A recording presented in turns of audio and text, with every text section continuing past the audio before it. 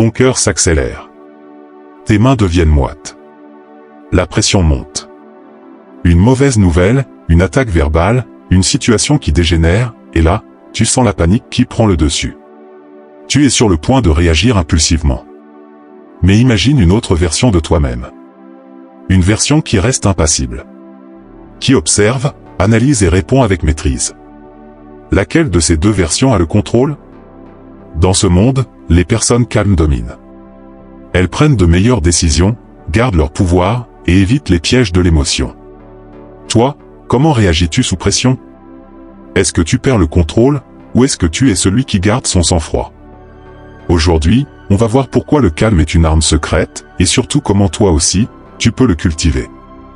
Reste bien jusqu'à la fin, parce que ce qu'on va voir peut littéralement changer ta manière d'affronter la vie. 1. Pourquoi rester calme est une arme puissante? Quand tu es calme, tu gardes le contrôle. Ce n'est pas juste une question de bien-être, c'est un véritable avantage stratégique. Premièrement, tu prends de meilleures décisions. Quand tu es sous stress, ton cerveau passe en mode combat ou fuite. Tu réagis de manière impulsive, souvent avec regret. À l'inverse, les esprits calmes prennent le temps d'analyser la situation avant d'agir. Deuxièmement, tu inspires le respect. Regarde autour de toi, les personnes qui imposent le plus sont souvent celles qui parlent le moins, qui agissent avec sérénité, même sous pression. Le calme attire l'attention bien plus que les éclats de colère. Troisièmement, tu fais moins d'erreurs. La colère et la panique brouillent ton jugement. Prendre une décision à chaud, c'est souvent choisir la pire option. Ceux qui restent calmes évitent ces pièges. Si cette vidéo vous plaît, mettez un like, commentez et abonnez-vous, car cela me permet d'élargir mon audience. En retour, nous promettons de toujours continuer à améliorer nos contenus pour vous. Le calme et les stoïciens. Les stoïciens l'avaient compris. Sénèque disait, un esprit agité ne peut rien voir avec clarté. Pour eux, le monde extérieur est chaotique, mais seul ton esprit a le pouvoir de rester stable. Marc Aurèle, empereur philosophe, gouvernait un empire en pleine crise. Guerre, épidémie, trahison. Et pourtant, il est resté maître de lui-même, parce qu'il savait une chose essentielle. Ce qui compte, ce n'est pas ce qui arrive, mais ta manière de le percevoir.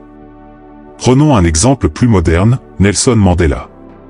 Il a passé 27 ans en prison. 27 ans de privation, d'injustice. Beaucoup auraient sombré dans la rage ou la haine. Lui est resté calme, patient, stratégique. Il a compris que céder à la colère, c'était donner du pouvoir à ses oppresseurs. Et c'est ce calme intérieur qui lui a permis de devenir un leader mondial, respecté par tous. Maintenant que tu as compris pourquoi le calme est une arme secrète, voyons comment le cultiver. 2. Les 3 piliers pour rester calme en toute situation. 1. Changer ta perception.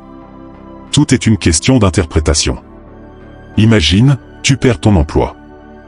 2 réactions possibles. C'est un désastre. Je suis fini. C'est peut-être l'opportunité de trouver quelque chose de mieux. Tout dépend de ton regard sur la situation. Comme le disait Marc Aurèle, si quelque chose d'extérieur te trouble, ce n'est pas l'événement lui-même, mais ton jugement. Exercice mental. La prochaine fois que tu fais face à un problème, pose-toi cette question, est-ce vraiment grave ou est-ce juste mon esprit qui dramatise? Reformule la situation comme un défi à relever plutôt qu'une catastrophe. 2. Maîtriser ton corps et ta respiration. Le calme n'est pas seulement mental, il est aussi physique. Quand tu es stressé, ton souffle devient court. Tes muscles se tendent. Ton cœur bat plus vite. Et si tu inverses ce processus? Technique, la respiration profonde. Inspire 4 secondes, retiens 4 secondes, expire 6 secondes. Fais-le 5 fois. Ton cerveau reçoit un signal de calme immédiat. Les samouraïs utilisaient une technique similaire avant un combat. Avant de dégainer leur sabre, ils respiraient profondément pour entrer dans un état de concentration totale. Adopte une posture stable. Évite de croiser les bras ou de te crisper. Tiens-toi droit. Relâche tes épaules. Le corps envoie des signaux à l'esprit. Si ton corps est détendu, ton mental le sera aussi. 3. Prendre du recul avant d'agir.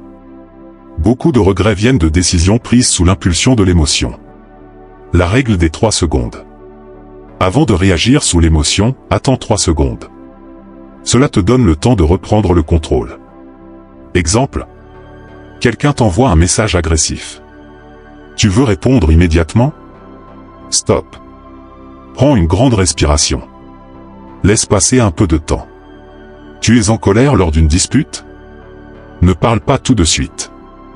Respire. Garde le silence. Le calme désarme l'adversaire. Les meilleurs négociateurs, les plus grands leaders, les stratèges appliquent cette règle. Ils n'agissent jamais sous l'impulsion.